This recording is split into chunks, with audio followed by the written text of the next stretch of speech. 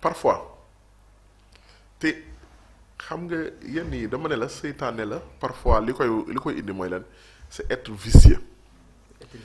vicieux muy indi nit mu yegg ci yenn parce que góor jigéen rek dafa garaaw rawatina nga ne da ngay def sa yëfum góor jigéen doyul nga ne non góor jigéen googu da nga koy partouze doyul nga ne góor jigéen partouze googu da nga koy filmer moo tax. mais loolu dépassé na après la ligne non quand on franchit la ligne. Oui, il n'y a plus de limite. oui c'est bestial c'est bestial. yow non seulement góor war a tiim góor rek dafa ñaaw. dafa ñaaw. kayita nag non seulement yow yegg nga foofu si bor xeetu ñaawteef ya xeetu mbon gi nga ne non loolu doyul non seulement góor day tiim góor mais góor day tiim góor ba day partouze. mais partout moom laa fa partout. góor day gis sëgg góor sa gaat ci ginnaawam góor sa gaat ci ginnaawam góor sa gaat ci ginnaawam góor sa gaat parce que bu fekkee da ngeen damay def partout mooy yow góor nga ne am naa sama ñaari soxna wala sama ñaari corokat wala sama ñaari kii tëddee nii ñaari jigéen wóor la nga ne may partout mais ay góor yi partout seen biir mooy yow da ngay toog yow góor da ngay toog ñaari góor wóor la nga sëgg ñu sëggal la góor sëggal la nga sëggal beneen góor mu nekk chaîne mel ne ay mbaam. loolu mooy partouze. loolu lay tudd ci mbir mi. loolu mooy partouze maanaam dañ leen jàpp filmer leen. oui maanaam góor day sëgg góor sëggaat ci kawam beneen góor sëgg ci kawam beneen góor sëgg ci kawam beneen góor sëgg ci kawam ñu mel ni benn chaîne mel ni genre. ay xaj sax melul noonu. sacré doigt mais je te dis c'est-à-dire à la limite c'est dégueulasse. c'est bestial c'est dégueulasse. loolu mooy partouze. xam nga fekk sax nga bett benn góor jigéen ak benn góor yi ñaari góor jigéen ñuy sëy loolu ñu ni boo ñaari góor la mais soirée partouze.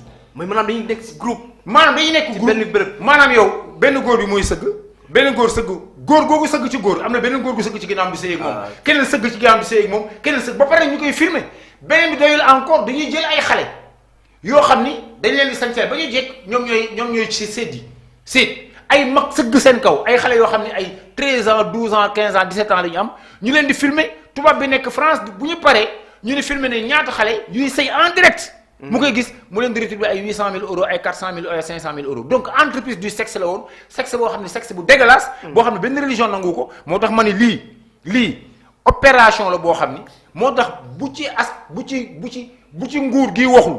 nit ñi seen xel dana tey. très bien nañ ci wax nag parce que c'est un danger national. Maxu yaa ngi moom fa am solo. c'est un danger national. ça c'est un véritable scandale. Maxu yaa ngi moom fa am solo li nga xam ne aussi xew na enquête bi daal di koy révéler des soirées partouze ak aussi ñëpp ñi nga xam ne tudd na leen ci mbir mi ay góor bi maraan góor ak bëri na affaire yu ñu tudd ci cette affaire là yu doy waar. man parfois man damay dégg un jargon boo xamante ni jargon bi man yaakaaroon na ne ci ndoxaanam góor ak jigéen rek laa koy gis mais ndekete ñoom it am nañ jargon bi ñoom dañ ko épouser waale quoi. bien sûr sama mbaraan la. waaw sama mbaraan mais sama mbaraan la benn jigéen bu am fukki far ñaari far ñetti far lañ ko doon xamee. effectivement. ñu digg góor naan diw sama mbaraan la mais attention mais c'est on marche par la tête. dañuy takki fer sol ay bécco takki fer ñoom góor ñi. fer la wéy moom la ñuy takk sol bécco seen soirée yooyu la ñuy def c'est-à-dire que bis bu gars yi bu rendre visible vidéo yooyu. nga changer de nationalité dem Gambie wala Mali ay bécco la ñuy sol ay fer. ba bin. te ay féminisé wu mel nekk ay jigéen. c'est trop grave. tu te rends compte. gis nga doyen. ah non quand même. doyen. quand même moo tax xoola moo tax mu garaaw. c'est grave ça. gis nga moo tax enquête bii nii li ñuy def nii mu il faut vraiment féliciter la gendarmerie. tout à fait. parce que gis nga yow. góor gu nekk ku ñeme man ñeme na yëkkati loxoom nga xam ne man mii wane sama yoon parce que lu circule la. gis nga bu ñu bëggee jàpp ñëpp dañuy jàpp ñëpp. parce que ñooy dem seen ay soirée ñoo fay fréquenter ñoom ñoo fay nekk ñoo xamante ñooy jàppante ay kii ñoo bokk seeni groupe WhatsApp c'est un circuit boo ci bokkul doo ci dugg. ku ci bokkul. doo ci dugg. ñoom ci seen biir la. ñoom c'est eux dans eux et ils sont dans un réseau très très jaloux. du ku ñëw rek ñu dugal la de. déedéet il faut nga yegg ci ñoom ci xeetu ci mbon gi niveau de mbonte gi ñu nekk pour nga dugg fa. pour nga mën a intégrer. waaw mais parce que ay góor man yow da ngay gis sax góor gu ne moom yor na ay ñaari gelam ak yooyu day. si que ñoom loolu sax. góor sax bu ko nee am fukki gel. waaw góor moom ak jigéen góor ak jigéen moom bu la neexee amul fukki gel amul fukki jabar yaa xam. mais góor ak góor. non mais quand même c'est góor mais ça veut dire que ñii. quand même ñii non seulement ils se sont dévoilés maanaam boo xësee ba dugg ci circuit bi xam nga ku nekk ñan ñoo nekk ci circuit bi. di nga xam ñan ñoo nekk ci circuit bi te léegi nag pour man li ñu war a wax mooy nañu fexe ba bu ñu ci ragal dara. bu ñu ci ragal parce que dara li sànq lu am solo mooy maanaam y a quand même de gros noms yi nga xam ñoo leen commencé tudd ci dossier bi est-ce que tamit continuer nii duñ jëm a étouffer l'affaire parce que lii bu continuer nii ku nekk mën na cee dugg. ce n'est que le début de mënuñu ko étouffer. affaire yi. Ah non. bërki dem dama la wax fii ma ne la. oui. gis nga góor jigéen. mbooloom góor jigéen boo gis mbooloom góor jigéen foo ko fekk sida baa ngi ci biir. waaw waaw. mbooloom góor jigéen moom foo ko fekk rek sida baa ngi ci biir léegi nag sida ba mu ngi ci biir est-ce que yow da ngay toog rek bàyyi ñoom kat ñu parce que su doon sida bi ci ñoom ñi am yooyu ca lay yem. mais yow tu n'es pas épargné man je suis pas épargné keneen il n'est pas épargné. parce que pour la seule et simple raison que ñi ëpp ci ñoom duñu ay góor jigéen c'est des bisexuels. ñi ëpp ci ñoom. maanaam ni ñuy demee ci góor noonu la ñuy demee ci jigéen.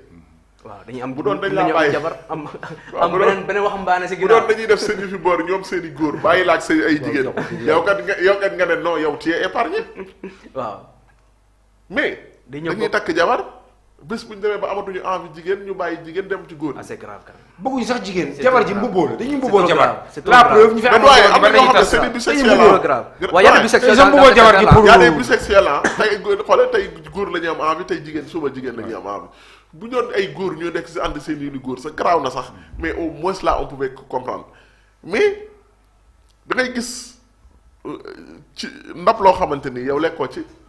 da nga ciy xëpp suuf dem bàyyi ko sa morom ñëw war ko utiliser. ba pare yow nga yàqal kooku. il faut se mettre à la place de ces femmes là de ces braves femmes là. ñaata vie lañu détruire mu loo xam. c'est ça. tu ne peux pas nombrer loo xam ne ni crime la sax. Abdourahmane c'est-à-dire le problème le danger bi li ma xu c'est-à-dire li ma xu bëgg expliquer mooy c'est-à-dire au-delà du crime ça dépasse même un crime lii kenn xamul sax génocide la kenn xamul lan parce que man dama am sida mais il faut moo wàllu ko kii te xam naa ne am naa ko mais il faut moo wàllu ko bu ma ko wàllee dañ may fay xaalis entreprise bu salté bu bon boobu c'est ça quoi c'est ça qui est dégueulasse yow Pierre Robert boobu noonu ñuy wax c'est ça yow non seulement da nga feebar ok non seulement yow mais tu payes les gens c'est-à-dire xamul li seen sumum du la mal soxor cruauté quoi soxor moom fa la bonteef du weesu loolu léegi nag quand les gens peuvent se dire que ne nit ñi dañoo soxor da ngay gis nit di défendre am na ñu def ay vidéo di indi seen apporter seen soutien di naan bàyyi leen acharnement bi et tout alors que les faits sont là. pour man je voudrais pas personnaliser le débat sax mais gis nga si on était dans une société normale bu ñu la taqalee yenn yi bu ñu la ko taqalee néewam la nit ñi dañ lay enfoncé de mais dañuy taxaw nële di ñaan yàlla que yoon doxal defal liggéeyam pour ñu yoon moo la mën a setal mu setal la mais comment ça se fait que ñu taxal yenn yi ba pare y a des gens yoo xamante ni mais neel xameewu ma ko loolu nit ki nag moom libre na ne diwkat man xameewu ma ko loolu xameewu ma ko loolu mooy xameewu ma ko loolu ak nu mu tëdd deful bokkul waaye xam nga man il faut que affaire yi nga am tamit le minimum de maandute man je pense que ne gendarme yow mii pourquoi kenn dugalu la ci parce que taxoo ci doyen kenn tudd la ci man kenn tudd bien sûr mais c'est-à-dire que nit ñi du gendarme yi tooguñu ba sumu yàgg ñu tudd diw parce que daa mën a animer wala parce que daa mën a way wala parce que day def ay soirée wala parce que daa mën c'est un bon présentateur déedéet c'était pas le critère de sélection ñoom li ñu doon wër mooy kan mu la ñu gis ci ay vidéo wala ci ay groupe WhatsApp wala ci kan lañ ci tudd ñu woo la laaj la mais loolu nag wax dëgg yàlla yow woowuñu la laajuñu la fekke woo xamoo luñ ko tuddee xam yow feeñoo say vidéo mosoo dem ci soirée yi mais nga mën cee maandu minimum quand même mais yow nga ne non nit ñi dañoo soxor nit parce que bu ñu waxante dëgg soxor nekkul wax li nga xam ne gendarme moo ko moom ay procès-verbaux la ak loo xamante ni gendarme moo ko enquête ñu gane ko xam nga soxor mooy lan soxor mooy yow da ngaa sida mais naa ko wàllaade loolooy soxor c'est ça ki la gën a ki soxor xam nga bon mooy lan nit dafa sida di ko wàllaate nga ne nañ ko bàyyi kooku moom soxoroo da ngaa bon yombul. oui. loolu du soxor bonte la. parce que yow li nga mën a wax mooy lan lañ ko leeral yaakaar naa ne bokk ci gëwma ci yow musul dem soirée yóbbu la te nee nañ danaan dem soirée. musul def soirée partouze yóbbu la te nee nañ danaan def soirée partouze musul def yóbbu la yow parfois sax boo ko woowee du la jël. mais c'est parfois dafa am ñoo xam dañoo seytaane nag boo ko woowee du la jël. parfois fa muy fanaan xamoo ko. xamoo fu mu dëkk am na ci ñoo xam ne xamuñu sax ñi ñuy defaan fu ñu dëkk. bien sûr. musu leen a oo añ musu leen oo ndékki musu la bokk ak ñoom dara ci télé bi nga ko gis mu neex la dara xew nga ne naa ko kii man xam naa leen nit ku nekk am ngay xarit. nit ku nekk tamit buñ la taxalee yéen dina am ñu mu bett. nit dina ne man de ren kenn mënu ci condamné nit diwkat man ak moom ñoo daan yéen doondoo bokk nañ même kër buñ dëkk bon nañ bokk fu nekk mais musuma kaa xame lii. xamee ma ko nekk am nga ci droit ci loolu ku nekk am nga ci droit te kenn du ci kii. waaye da ngeen a soxor yéen a soxor Sénégal lii moo tax ñu tardé dañoo bon mais bu parce que képp ku ñu arrêté rek am na ko mën a waxal loolu. bien sûr ku nekk am na ay mbokk. kon du ñu arrêté kenn oui mais il faut que nag affaire bi il faut faire confiance à la justice. que ne te man gëm naa ne.